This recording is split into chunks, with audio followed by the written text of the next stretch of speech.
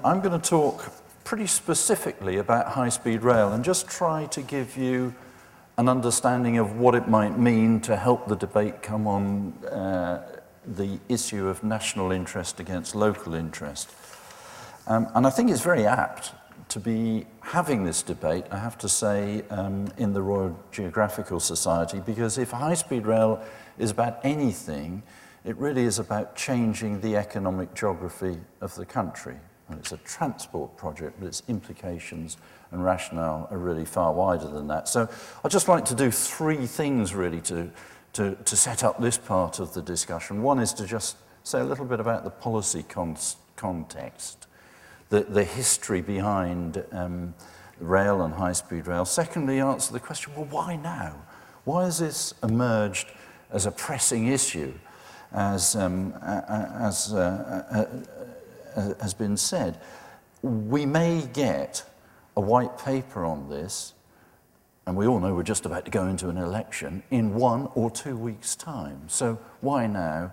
And then thirdly, just to outline so that those who want to argue, as I hope you will if that's where you feel like it, the local interest against this kind of development will understand at least what the wider argument is. What's the case for high-speed rail? Well, if we think about the policy context, I suppose I'm tempted to go back, I'm afraid, before I think forward, because we're all a bit prone to that in this country. And if you think back to the early days of the railways, they were objected to on a NIMBY basis, if you like, really right across the nation. And some great people objected and put very fine words around this. Wordsworth, Ruskin did. Ruskin very famously said, but I will quote it, so if you were using it, sorry, but it's an interesting quote.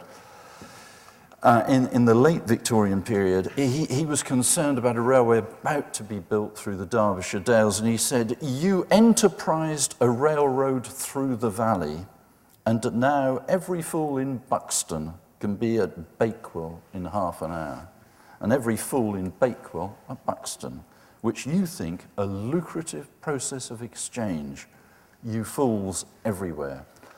Of course, the railway that was built is now closed. The railway many of us would now look at and say, what a fantastic addition to the landscape. It's probably the most popular image of the Derbyshire Dales, Monsall Dale, and it features the railway infrastructure that was built there. Terribly beautiful. What's the relevance? Well, high-speed rail is just a railway built to rather different standards to the ones built back in the Victorian era. It still uses the same track gauge, 4 foot, 8.5 inches. The pair of tracks, slightly further apart because the trains are going to go faster, but it's the same thing. Well, it is the same thing, except, of course, if the trains are going to go faster, the routes have got to be straighter, so horizontal curvature is quite a constraint with high-speed rail. On the other hand, a thing that really plagued the construction of railways in the Victorian era, which was hills, are not a problem. You can get very remarkable vertical gradients with high-speed railways. So it's similar, but of course things have changed, and since that century, the 19th century, we've had a 20th century, which, at least in the second part of it, we built the national motorway network, and really, I suspect the age of motorway building has come and has gone, and maybe the age of runway building has come and has now gone as well. So we're now looking at rail because we don't really have, I would contend, much of an alternative. The age of transport being developed without real regard to its environmental and energy consequences are over. So how can I be saying, well, high-speed rail's a jolly good thing, because after all, you might think, well, that uses much more energy than those nice old railways built by the Victorians chugging through the English countryside. And the answer to that is that high-speed rail uses very little more energy than conventional rail. All the studies I've seen that actually address the real world on this issue show at most 10% more energy use for a train travelling at 300 kilometres an hour and designed to do so, as against a train, and that's the standard high speed you'll travel on, say, in France, as against 200 kilometers an hour, which is the top speed, more or less, you'll do in the country at the moment. So high-speed rail has the same environmental advantages in energy use and carbon emissions as rail has, and rail has a very big advantage against air travel, where it's about 10 times as efficient on energy usage, and against car travel, where the factor's about 3. High-speed rail is just a part of a public transport system, and we don't have it in this country except for the Channel Tunnel rail link from St Pancras down to the Channel Tunnel. And if you look at high-speed rail across the world, most famously in Japan or in France, where the networks are most developed, but other countries are catching up incredibly quickly, they are used by ordinary people. Just because it's high speed and just because it is expensive, and it will be expensive, it doesn't follow it's for the wealthy. If you travel on TGVs in France, you kind of see the ordinary French people, French families traveling on trains, and that really has to be the way in which high-speed rail is thought about in this country, because otherwise it won't make any sense. I think we'd be confident in the success of high-speed rail if built. It's not going to be like that line I talked about through the Monsell Dale, where you build it and then nobody turns up. And we're confident because rail demand is now growing faster than car demand, and it has been really for the last 10 or 12 years. So when people say, and commentators do, well, high-speed rail, fantastic, but really if we were going to do it, we should have done it, or pick a year, when the French did it, 1981, 1982. Well, I can tell you there was no way we were going to invest in this kind of infrastructure then. Why? Well, because rail was in relative decline. And I remember going with a group of senior then British rail officials to travel on TGV, and they turned around and they said, oh, we'll never be allowed to have one of these. And they were right at that time. Other people say at the time of the West Coast Main Line upgrade, which is actually largely a renewal project, well, we should have made the decision then to go for high-speed rail. That was in 1996, if you want to get the decision point. Well, still, car travel was growing more than rail travel. I think convincing people this was the way forward would have been very difficult then.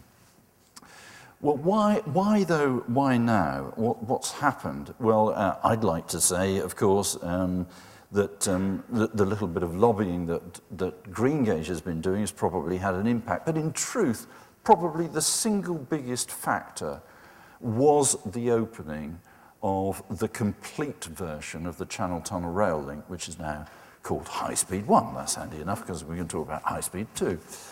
And in particular, it was like a state opening. It was like a royal opening of Parliament. It was St Pancras Station and great orators and music and fanfares and dry ice. And this intense appeal to the British psyche of remembering that actually we can build things and do it jolly well, built on time and on budget. Not the original time and budget, I have to say, but there we go. And built in what we now regard, didn't regard 30 years ago, as an absolutely fantastic piece of late Victorian architecture, St Pancras Station. That really did strike a chord, and certainly we noticed a huge switch in attitude across decision makers. The role Greengage has played, incidentally, I do think has a relevance here, because what we formed was a public interest group, and it has all of the regional development agencies, most of the major city councils, and key players such as London Transport have to deal with a lot more passengers in the middle of London involved in it. And they've worked together coherently and cohesively on thinking through, well, what would a national strategy for high-speed rail look like? And we started doing that, I have to say, before any of the political parties kind of said, there's something for this. And the sequence, if anybody's interested, was the Liberal Democrats said, this is a good thing first. The Conservative Party said during the collapse of Lehman's and all the rest of it in September 2008, We back high-speed rail and we'll put 15 billion of taxpayers' money into it. And then at the turn of last year, just over a year ago, the Labour government changed from a position of a very explicit neutrality, disinterest in the subject, to saying, we're going to develop a detailed plan for a first route. And as I say, any day now, we'll hear what that means. So what's the case for high-speed rail? Well, the economists amongst you will want to know, because you're kind of trained to think this way, against what it costs, which, as I say, is a lot of money. What are the benefits? And transport's got a fantastic track record in working out how to put values on these things. A lot of people find reasons to quibble with some of it. But it is a very strong history, which was used, for instance, this cost-benefit appraisal, to look at the case for the Victoria Line. It even goes back to looking at the case for building the M1 motorway. Those were the very early examples. And we really know what things are worthwhile or not from these things. The benefit-cost ratio of a high-speed rail network in Britain is 3.5 to 1. That is a very striking rate of return for a rail project, and trust me, I've been studying these things for many years. It is supported by all of the political parties, and you can include the SNP and Plaid Cymru in that. Well, why? What does it do? Well, the first thing it does is it adds capacity. It adds capacity by both what you provide on a new route and by the relief of existing railways, which run as sort of mixed traffic concerns, freight, fast passenger, slow passenger, fairly inefficiently. Take the fast passenger trains off those main lines and they are released to do something else. And why does that matter? Well, it matters because basically the rail network, much like our national road network, is nearly full, and the capability of that rail network is actually declining. Occasionally things get ratcheted up, West Coast Main Line improved things, but then year after year, trains get slower as we try and fit more and more on the network. It may work reasonably well today, you can debate that point, but in 15 or 20 years' time, it's going to be kind of, it's not going to deliver what it does today. It will reduce carbon, a high-speed rail network, from the carbon emissions from the transport sector, and it does have a lot of appeal. We did a public opinion survey, 78% of people polled, this was one of those standard omnibus polls, said, we believe high-speed, we answer yes to the question, is high-speed rail necessary for the future of Britain? And the environmentalist position on this in general is we see this as being a good thing.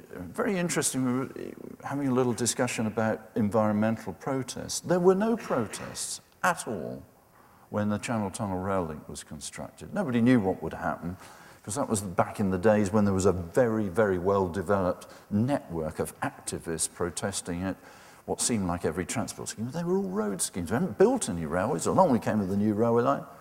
That's okay. I'm not saying it's unconditional support, because quite rightly there are a set of requirements that I think environmentalists would put around their support. Investors believe in this. There was a conference a couple of weeks ago, Gordon Brown called, bring in potential investors in Britain, we want you back, and all that kind of stuff.